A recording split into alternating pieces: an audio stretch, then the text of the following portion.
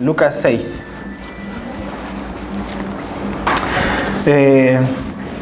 El mensaje de esta mañana se llama llamados y comisionados. Llamados y comisionados. Y la verdad, creo que cuando estaba esta semana pues preparando este mensaje, pues creo que Dios tiene bastante cosas que decirnos con lo que vamos a ver acá. Y Dios me habló personalmente pues bien fuerte. Y espero que también lo haga con nosotros. Él siempre tiene algo que decirnos. Tenemos nosotros el oído y los oídos para oír y para escuchar lo que Él tiene que decirnos. Entonces, aquí en Lucas 6 vemos realmente algo bien importante, porque Jesús ha venido enseñando y ha venido haciendo pues su obra, su ministerio. Y hay mucha gente, muchos discípulos que vienen siguiéndole. Hay mucha multitud que está pues maravillada con lo que Jesús está haciendo. Pero llega un momento en que aquí Lucas nos habla de un punto clave en el ministerio de Jesús, que es cuando Él va a llamar a los 12, ¿ves? A los 12 hombres que Jesús va a pasar más tiempo, va a invertir más tiempo con ellos, más íntimo, más personal, y son los hombres que Él va a llamar con el propósito de comisionarlos a una responsabilidad fundamental para que después surja de ahí la iglesia. Pero es interesante que en este momento Jesús hace algo que muchos o no muchos de nosotros realmente hacemos a la hora de tomar una decisión, que es orar antes. ¿Ves? Nosotros tenemos la tendencia a orar después del problema, no a orar antes de la situación. Entonces nuestras oraciones muchas veces son para corrección y no para dirección. Y eso es lo que Jesús aquí, obviamente no es lo único que vemos, pero vemos eso en la persona de Jesús, ¿ves? Y vamos a leer, así que si estás ahí en Lucas 6, vamos a leer del verso 12 al 13. No vamos a ver muchos versículos, creo que lo que vamos a leer tiene bastante que decirnos. Así que si estás ahí en Lucas 6, vamos a leer primero el versículo 12 al 13, y dice así: En aquellos días Él fue al monte a orar, y pasó la noche orando a Dios. Y cuando era de día, llamó a sus discípulos y escogió a 12 de ellos, a los cuales también llamó apóstoles.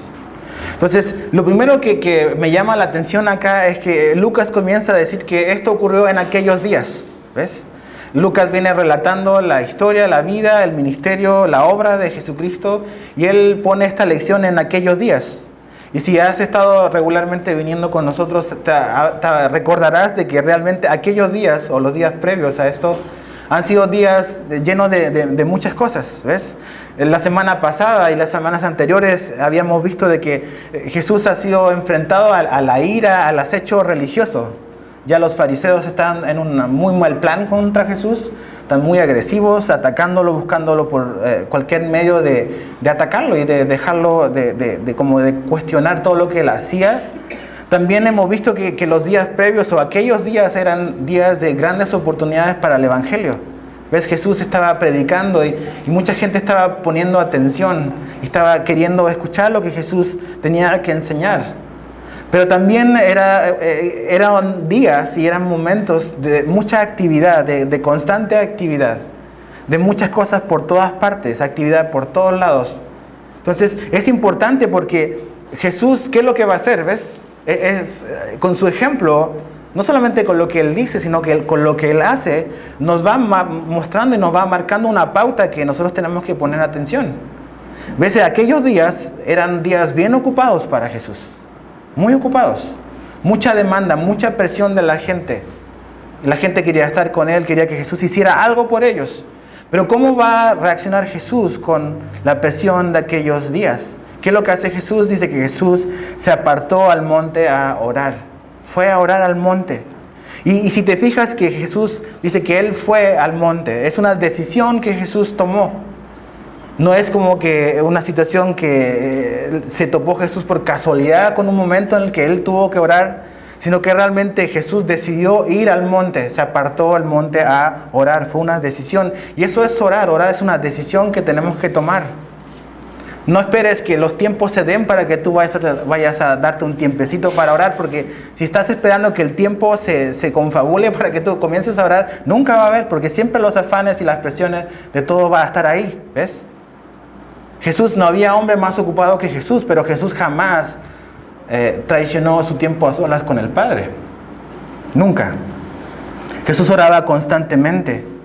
De hecho, en Lucas 11:1 no es necesario que vayan, pero era tan importante la vida de oración de Jesús que fue algo que le llamó la atención a los discípulos. Es la única parte de los evangelios que los discípulos les piden que Jesús les enseñe a hacer algo. Los discípulos jamás le dijeron a Jesús, Jesús, por favor, enséñanos a hacer un milagro. Jamás ves a los discípulos haciendo eso. O Jesús, enséñanos a dar una buena predicación, a ser buenos comunicadores. Jamás los ves diciendo eso. Pero sí ves a los discípulos viendo algo en Jesús. Y los discípulos diciéndole, Jesús, enséñanos a orar como Juan le enseñó a sus discípulos. ¿Ves? La oración no era clave solamente en la vida de Jesús, también lo era la vida de Juan. Y tú ves hoy en día en nuestra vida, en las iglesias en general, lo más relegado en la vida de un cristiano, en la vida de una iglesia, es la oración. Y es lo que movía el ministerio de Jesús. Y nos preguntamos por qué no hay poder en nuestra vida. ¿Por qué somos carnales? Es porque no estamos orando, hermanos. Así de simple. No estamos orando. Y Jesús se apartó, ¿ves? Porque era importante para él. Jesús que se fue al monte, buscó un lugar, un espacio donde él pudiese quitarse las distracciones del afán de cada día.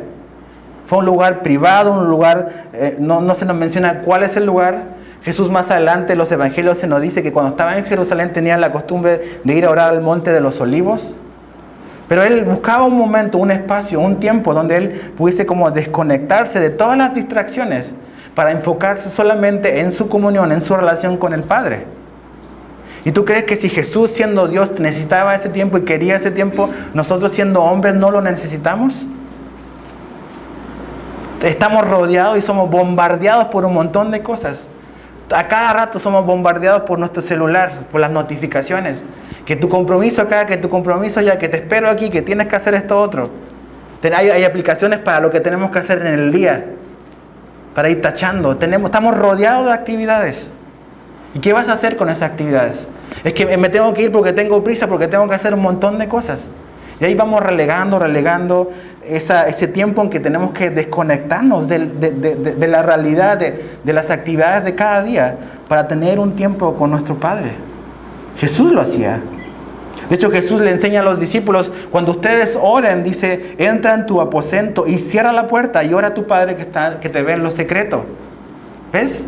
El tiempo de oración no es una oración que tú publicas en tu Facebook.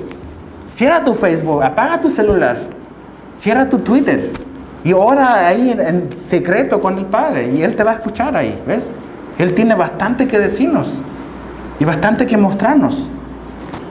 Pero es un lugar, dice, un lugar secreto en tu aposento, Jesús le dijo a los discípulos. En tu cuarto solo, donde nadie te está mirando. Pero donde el Padre te quiere escuchar y te va a hablar. Entonces, eso es lo que hacía Jesús. Ahora, ¿cómo estás combatiendo tú el estrés? ¿Cómo estás combatiendo tú el afán, la preocupación? Decisiones. Esto no es un asunto de ser más productivo, hermanos. Esto es un tiempo de tener las prioridades en orden. Y saber que lo más importante en tu vida es separar un tiempo para orar, para hablar con el Padre. Al estrés, al afán, a la preocupación, a la presión no la combatimos con preocupación, a la presión la combatimos con oración. Filipenses 4:6 dice, por nada estéis afanosos, sino sean conocidas vuestras peticiones delante de Dios en toda oración y ruego, con acción de gracias. ¿Te das cuenta que como la oración, el tiempo que pasamos con el Padre es la cura, es lo que nos va a ayudar a mantener a raya la presión que cada día todos enfrentamos? ¿Ves? Tú tienes presiones, tienes demandas en tu casa, con tu familia, en tu trabajo. Los problemas no dejan de ocurrir cada día. Bombardeados por todas partes. ¿Qué vas a hacer? ¿Ves? Esas situaciones no van a cambiar. Esas van a estar ahí todos los días probablemente. Jesús le dijo a los discípulos, oren para que no entren en tentación. No le dijo, oren para que no venga la tentación, porque la tentación va a venir. La oración es para no entrar en la tentación, que es diferente. ¿Ves? Entonces la presión, todas esas cosas van a ocurrir, pero tenemos que orar juntos, orar solos, orar como familia. Jesús oraba no solamente era parte de su vida, sino que Jesús oraba por largos periodos de tiempo también. No era una oración de gracias a Dios por los alimentos. O sea, a veces esa es la oración del día. Es cuando oro con mi hijo, Señor, gracias por los alimentos. ¿Y tú crees que esa oración por los alimentos nos va a alcanzar para todo el día? No. Jesús oraba por largos periodos de tiempo. Y cuando tú pasas tiempo con una persona, ¿qué te indica eso? Te indica familiaridad, ¿ves? Por eso quieres pasar tiempo con una persona, porque disfrutas el tiempo. Es alguien familiar y la familiaridad también se cultiva pasando tiempo juntos, ¿ves? Es una cosa te lleva a la otra. Y Jesús no tenía problemas en pasar tiempos largos con su Padre porque lo disfrutaba. Sabía que necesitaba eso.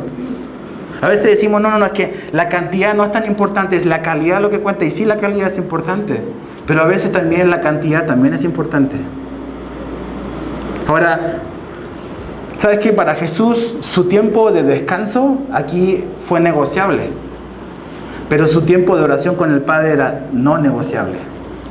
Él prefirió negociar su tiempo de descanso, su tiempo de dormir, que lo necesitaba. Y sí, Jesús dormía, ¿ok? Era hombre también. Y se cansaba. Pero en momentos claves para mantener su vida, Él prefería orar a dormir. ¿Ves? El descanso es bueno para nuestro cuerpo, pero la oración es buena para nuestro espíritu.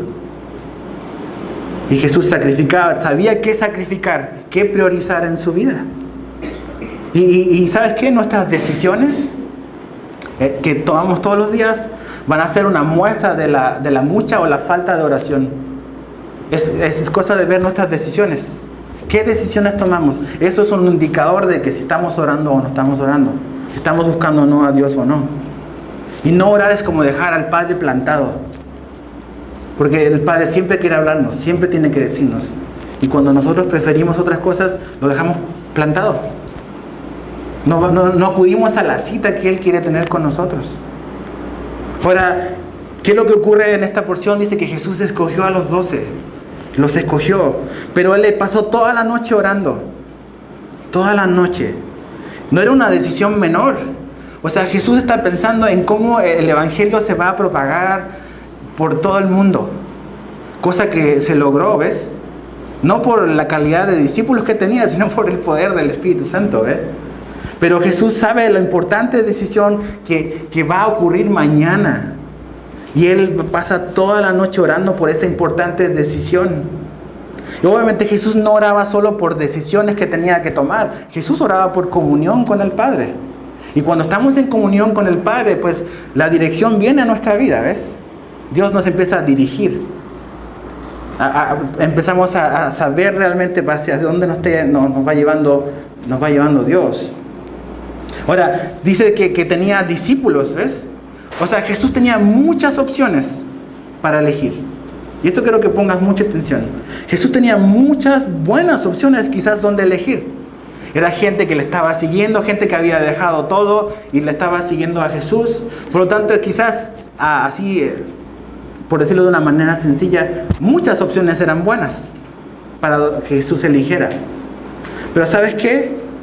Jesús, antes de decidir y antes que tener o saber qué hacer, Él sabe que necesita orar. Él sabe que Él necesita orar. Jesús podría haber sido sabio en su propia opinión y lo podía haber sido. Pero Jesús tampoco quiso ser sabio en su propia opinión, sino que quiso saber la opinión del Padre. ¿Te das cuenta? O sea, Jesús en Cana dice que la Biblia que en Él están ocultos todos los tesoros de la sabiduría y del conocimiento. Jesús puede haber dicho, no, yo, ¿quién le voy a consultar al Padre? Yo lo sé todo. Tú y yo lo sabemos todo. ¿Y qué es lo que nos dice la Biblia? Que no tenemos que ser sabios ¿en qué? En nuestra propia opinión. Jesús nos está dando el ejemplo de que Él no quiere ser sabio en su propia opinión, sino que quiere saber la voluntad del Padre. ¿Te das cuenta? Jesús nos enseñó a orar y dice, venga tu reino, hágase tu voluntad, como en el cielo, así también en la tierra. Cuando tú oras es buscar la voluntad del cielo aquí. No es imponer nuestra voluntad allá arriba, ¿ves?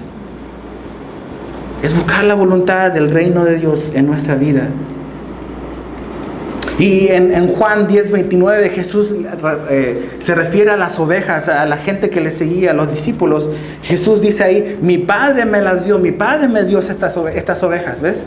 Entonces Él quiere saber cuáles son las ovejas que el Padre le quiere dar.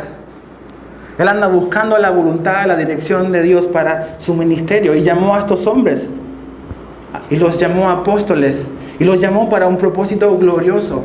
Mejor que ser pescador, mejor que ser un recaudador de impuestos, mejor que cualquier cosa que ellos pudieran pensar o imaginar.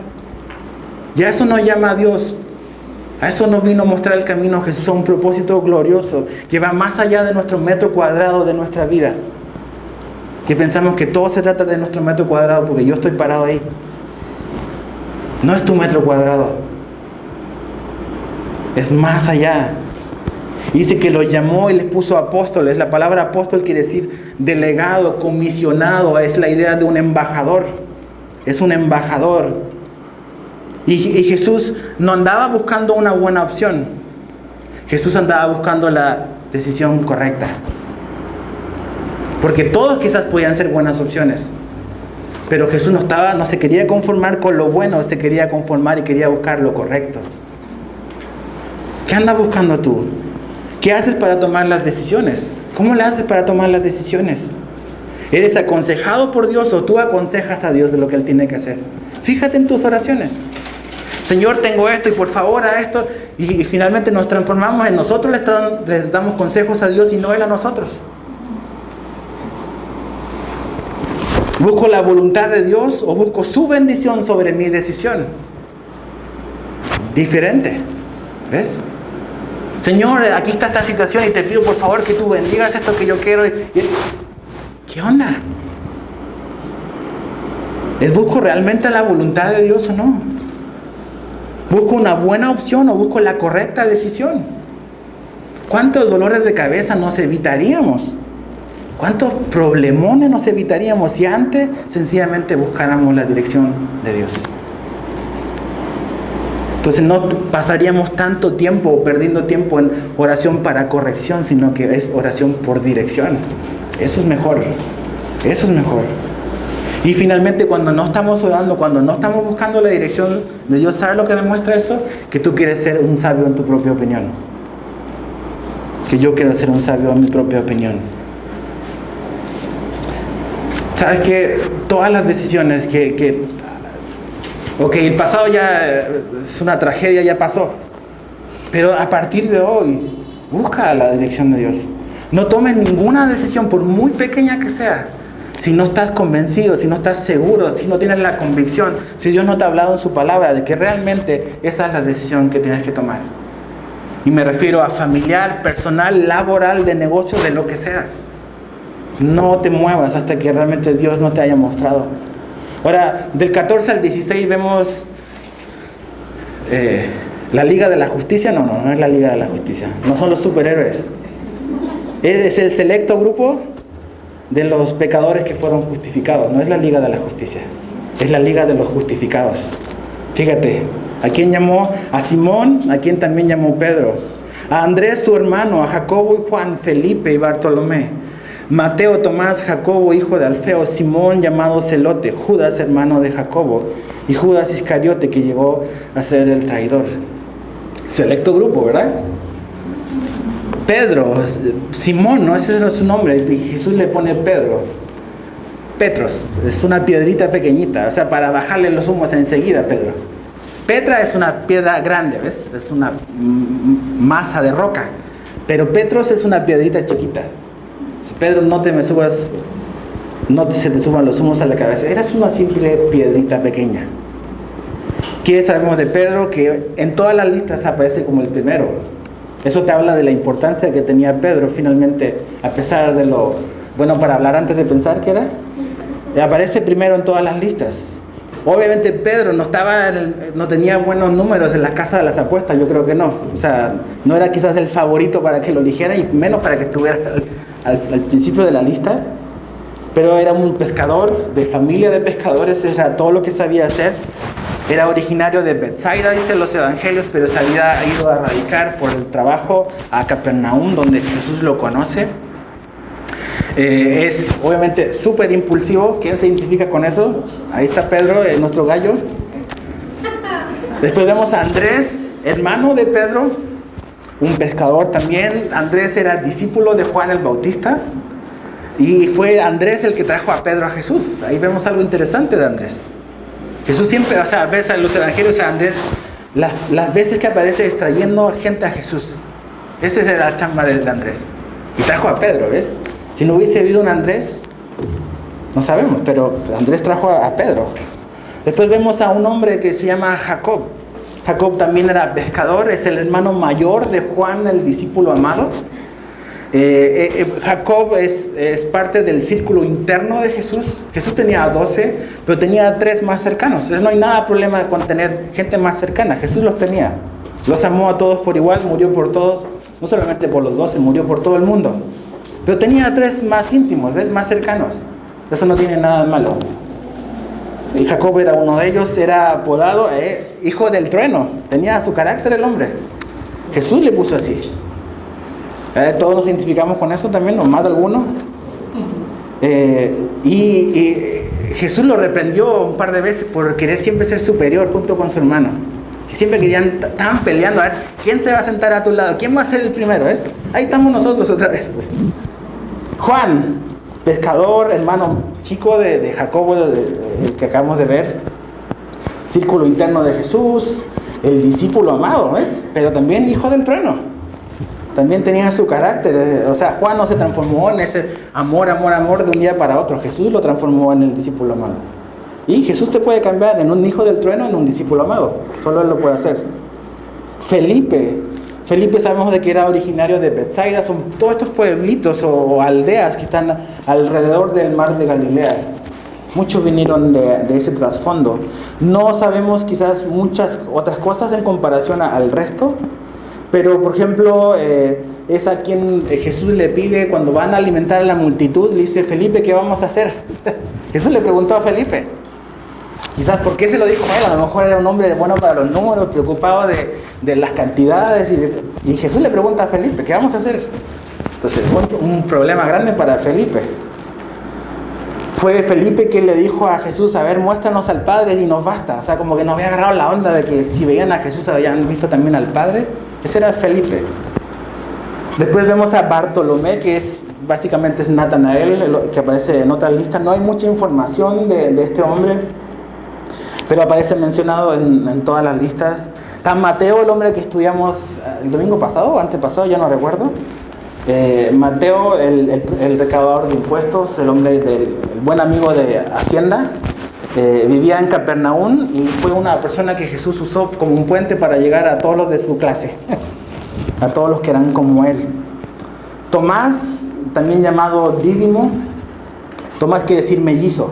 Eso significa, todos sabemos a Tomás, ¿verdad? O sea, el hombre que puso en duda, no, yo tengo que ver, tengo que poner mi mano ahí. Pero Tomás amaba al Señor, ¿ves? Nos quedamos con esa parte, pero en una ocasión, creo que es en Juan 11, Jesús le dice, vamos a ir a Judea, y Tomás dice, vamos, Señor, y si es necesario, morimos contigo. O sea, sabía que Judea era peligroso y que tenía que realmente... ¿Qué pasó, Miguel? Perdón.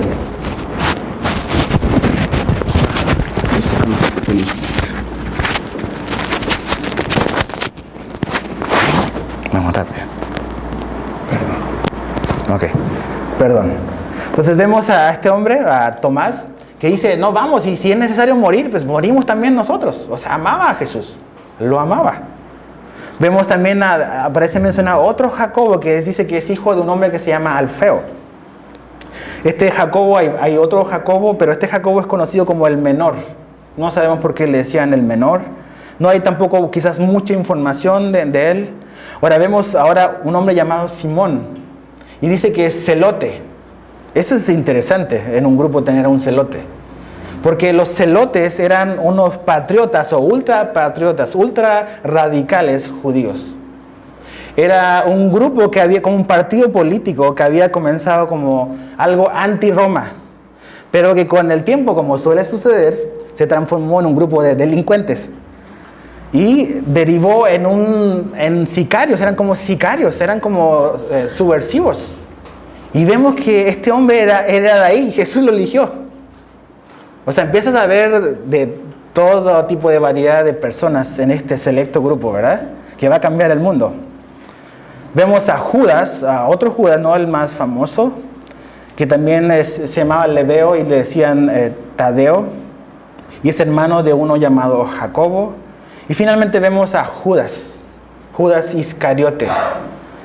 Iscariote probablemente dicen los estudiosos de que quiere decir Iscariote que Judas era de un lugar que se llamaba Keiriot, de ahí viene Iscariote, que era probablemente originario de esta ciudad.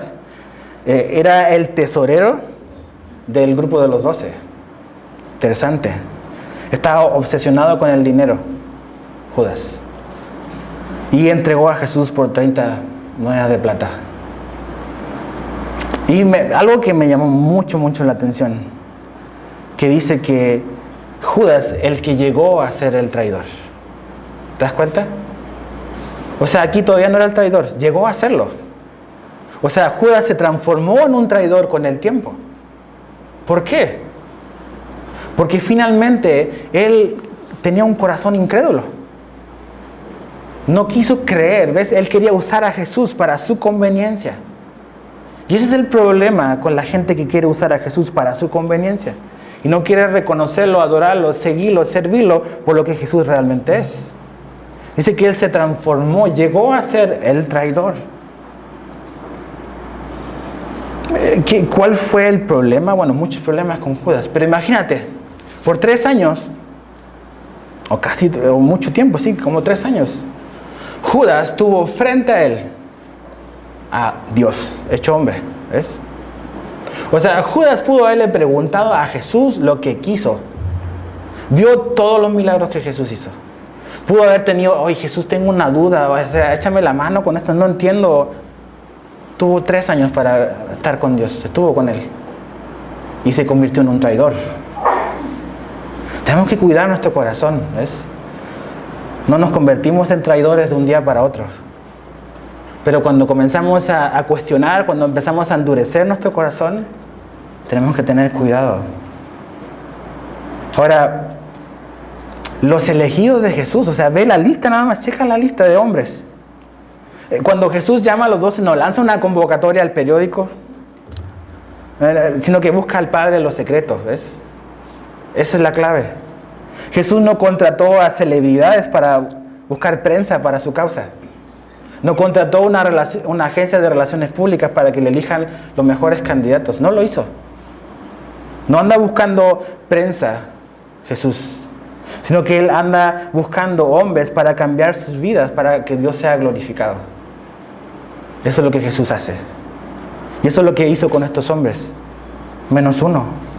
¿Ves? El éxito del cristianismo no está en los grandes discípulos que Jesús tenía, sino en el gran Señor y Salvador que los discípulos tenían. ¿Ves? Por eso el cristianismo es lo que es. No por los seguidores, y todos estamos de acuerdo con eso, que mirémonos a nosotros. O sea, el éxito del Evangelio no es ni por ti ni por mí. Es por el Señor y Salvador que tenemos. Por eso. Ahora,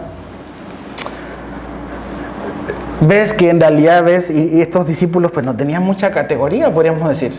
No es la categoría de los llamados, sino es la categoría del que llama. Eso es lo importante. Si Jesús quiso, pudo y usó a hombres como ellos, ¿tú crees que nosotros no entramos en el grupo? o como que no, soy muy malo o soy muy bueno. No, somos lo que somos y eso es lo que somos, ¿verdad? Pero, o sea, si Jesús pudo usar a hombres como ellos y los llamó para un propósito glorioso, ¿tú crees que tú y yo o sea, Dios no tiene algo para nosotros? Y sabes que Dios no los eligió a ellos, ni tampoco te eligió a ti porque tú seas bueno, ni porque yo sea bueno. Él nos eligió porque Él es bueno. que es diferente. Nunca se te olvide eso, por favor. A veces pensamos, no, yo tengo mucho que ofrecerle a Dios. Mira todo lo que he hecho. ¿Sabes que a Dios no le interesa lo que tú hayas hecho? Se trata de lo que Él va a hacer contigo y a través de ti. Se trata de Él. Ahora, ¿qué ocurre? Fíjate, el verso 17 al 19. Y descendió con ellos y se detuvo en un lugar llano, en compañía de sus discípulos y de una gran multitud de gente de toda Judea, de Jerusalén y de la costa de Tiro y de Sidón, que había venido para oírle y para ser sanados de sus enfermedades. Y los que habían sido atormentados de espíritus inmundos eran sanados. Y toda la gente procuraba tocarle, porque poder salía de él y sanaba a todos. ¿Para qué los llama? Obviamente dice que los llamó, los comisionó como apóstoles. Pero me gusta porque dice que Jesús descendió con ellos, con los 12. Descendió con los 12 elegidos. Y ponte a pensar, Jesús estuvo orando por ellos. ¿Te imaginas lo que Jesús sintió cuando oró por Judas? ¿Ves? Él está orando por cada uno. Y él está orando probablemente por muchos, ¿ves? Porque él anda buscando la dirección de Dios. ¿Te has puesto a pensar cuando Jesús oró por Judas? ¿Qué debe haber sentido? ¿Qué debe haber pensado? Pero ya ahora los llama, los elige y dice, vamos a bajar. Y desciende, ¿ves? El ministerio de Jesús no había concluido. No está terminado. Por eso Él involucra y estos hombres tienen el privilegio de no solamente estar cerca de Jesús, sino que también ser llamados y comisionados con un propósito mayor al de sus propias vidas. Y descienden y bajan. ¿Por qué? Porque abajo hay necesidades, hay gente esperando, hay gente que tiene problemas, hay gente que necesita estar con Jesús. Y finalmente Jesús los llama para eso, para que ellos sean embajadores de Jesús también con la gente. Y eso se trata de servir, ¿ves? De eso se trata de servir en el ministerio. Se trata de que bajamos donde está la necesidad y vamos donde está la necesidad. Vamos donde está la gente. Si a ti no te gusta la gente, pues no puedes servir a Jesús porque Jesús está interesado en la gente. O sea, si no quieres, si tienes problemas con la gente, pues no estás muy preparado para que Jesús te pueda usar porque Jesús está interesado en ayudar a la gente, en salvar a la gente. Si eres conflictivo con la gente, pues tienes un gran problema para que Dios te pueda usar. Porque Jesús está interesado en bajar donde está la gente, donde está el problema, donde está la presión. Y si tú y yo queremos seguir a Jesús, tenemos que seguirlo donde está el problema y donde está la necesidad. Pero ¿sabes qué? No vamos solos, porque dice que Jesús descendió con ellos. Eso es lo bueno. O sea, Jesús dice, ya váyanse, arréglensela solos. Yo voy con ustedes. Yo voy con ustedes. Jesús fue con ellos. Y ¿sabes qué? Me encanta como Lucas lo muestra, porque sigue hablando de discípulos, ¿ves? Ya ahora no son la categoría de los súper espirituales, ¿verdad? Los apóstoles, como a veces hoy en día hay un énfasis en el título. El apóstol aquí, los apóstoles allá. Son discípulos. O sea, no importa el título, la responsabilidad que Dios te dio, sigue siendo un discípulo, mijo. Y es una persona que aprende, y vas a aprender hasta el último día. Yo voy a aprender hasta el último día de mi vida. Hasta el último día de mi vida yo voy a ser un discípulo y tú también. Nos dijeron, ¿sabes qué? Póneme aquí ¿cómo se llama? El gafete que diga apóstol, por favor. Sácame mis tarjetitas que diga apóstol Pedro. Son discípulos, ¿ok? Nunca dejaron de serlo. Ni tú y yo vamos a dejar de serlo nunca. Ahora, ¿qué podemos ver de esto, de Jesús? Que el ministerio es demandante. Hay muchas demandas, hay muchas presiones, hay muchas exigencias. Pero Jesús va con nosotros para servir a nuestro lado. Cuando Jesús en Mateo 28 le dice, vayan y prediquen el evangelio y hagan discípulos, Jesús le dice, pero yo voy a estar con ustedes hasta el final del tiempo, hasta el final de todos los tiempos. ¿Ves? Él no nos manda solos. No solamente Él está con nosotros, Él también mandó a su Espíritu Santo, ¿ves? El ayudador que está al lado de nosotros, en nosotros y sobre nosotros para hacer la obra de Cristo. Para hacer la obra de Cristo en tu familia, en tus hijos, en tu esposo, en tu esposa, en el ministerio que Dios te pueda dar, en el trabajo donde te ha puesto. Esa es la obra que Cristo quiere hacer. Y no está solo. Pero Él va con nosotros. Y ¿sabes qué? No se trata de que la gente ponga sus ojos sobre ti o sobre mí o sobre nadie. ¿A quién venía a escuchar la gente? A Jesús, ¿ves? La gente no venía a escuchar a Pedro. no venía a escuchar a los discípulos. La gente venía y quería escuchar lo que Jesús tenía que decir y lo que Jesús quería hacer. Jamás se te olvide eso, por favor. No se trata ni de ti ni de mí. Hoy en día hay todo un culto a la personalidad de las personas, de los predicadores, de los pastores, de los líderes. Y todo gira, toda una maquinaria para levantar a una persona. ¿Sabes qué? Aquí la gente necesita a Jesús. Y eso es lo que tú y yo necesitamos. Y cuando tú y yo estamos sirviendo, nunca se te olvide que no se trata de nosotros. Se trata de Cristo. Cuando están los Pedro y Juan en el libro de Hechos, hay un hombre que ha sido cojo toda la vida y estaba ahí sentado. Y estaba pidiendo limosna y pasa Pedro y Juan y dice, ¿sabes qué? No tengo ni oro ni plata, pero lo que tengo te lo doy. Levanta y ¡pum! Se paró el hombre. Y la gente, ¿cuál fue la reacción de la gente? Empezó a alabar a Dios, pero ¿sabes qué es lo que empieza? La gente empieza a poner los ojos sobre las personas. ¿Y qué es lo que dice Pedro? Oye, ¿por qué nos miran a nosotros? Si nosotros no hicimos esto. No se trata de nosotros ni de lo que nosotros hacemos. Es lo que Dios hace a través de nosotros. Entonces jamás se te olvide eso. La gente no te quiere escuchar a ti. No necesita escucharte a ti ni a mí. Lo que la gente necesita y lo que va a cambiar la vida es que la gente necesita escuchar de Jesús. Y no solamente lo que Jesús tiene que decir, sino que lo que Jesús puede hacer en sus vidas. Ahora, tú y yo, no, yo no soy ni 12, no soy ni 13, ni alcanzo ni para el 15. ¿A qué me llamó Dios a mí? ¿Soy llamado yo también? Todos somos llamados, ¿ves? Vamos a Primera de Pedro, capítulo 2. Primera de Pedro 2, 9.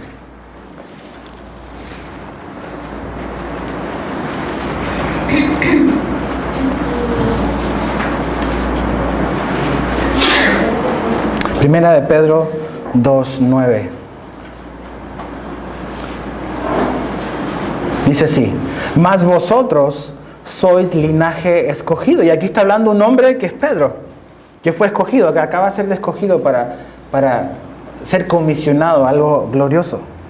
Dice, mas vosotros sois linaje escogido, real sacerdocio, nación santa, pueblo adquirido por Dios. ¿Ves? Todo eso lo hace Dios. ¿Pero con qué propósito? ¿Para qué Jesús compró tu vida? ¿Cuál es el propósito que Dios tiene para tu vida? Para tu vida, para tu familia, para el trabajo que Él te dio, porque todo te lo dio Él. ¿Qué propósito quiere Dios contigo? Aquí está. Para que anunciéis las virtudes de ti mismo. No, no dice eso. Para que hables de ti. No, para que anunciéis las virtudes de aquel que os llamó. Y después de ti, no, tampoco dice eso. Sino que anunciar las virtudes de aquel que os llamó de las tinieblas a su luz admirable. O sea, nunca te olvides de dónde te sacó Jesús. O sea, tú ves a los discípulos, o sea, ¿cómo era nuestra vida? O sea, estábamos pasados a pescado. Esa era nuestra vida. Olíamos a pesca y uff. Y Jesús les dio y no tengo nada en contra de los pescadores, no es eso. Pero lo que Jesús les da es mucho mejor. ¿Ves? Finalmente fueron pescadores de hombres. Mateo, acostumbrado a la corrupción, a las mordidas, a todo lo que hacían esos hombres. Jesús le dio un futuro, un propósito glorioso de ser parte del reino de Dios, de algo que trasciende más allá y va a trascender por la eternidad. Entonces, ¿qué es lo que quieres tú? ¿Quieres lo que tienes en tu mano o quieres soltar lo que tienes en tu mano, dejarlo todo y recibir a Jesús? Dice, volviendo aquí a Pedro, dice que a su luz admirable, para anunciar a aquel que os llamó de las tinieblas a su luz admirable, vosotros que en otro tiempo no erais pueblo, pero que ahora sois pueblo de Dios, que en otro tiempo no habíais alcanzado misericordia, pero ahora habéis alcanzado misericordia.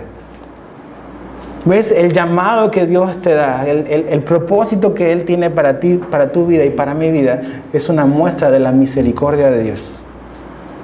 Que Él tiene algo mucho mejor de lo que tú y yo podemos imaginar. De hecho, probablemente no está dentro de lo que estamos imaginando, lo que Dios tiene para nosotros.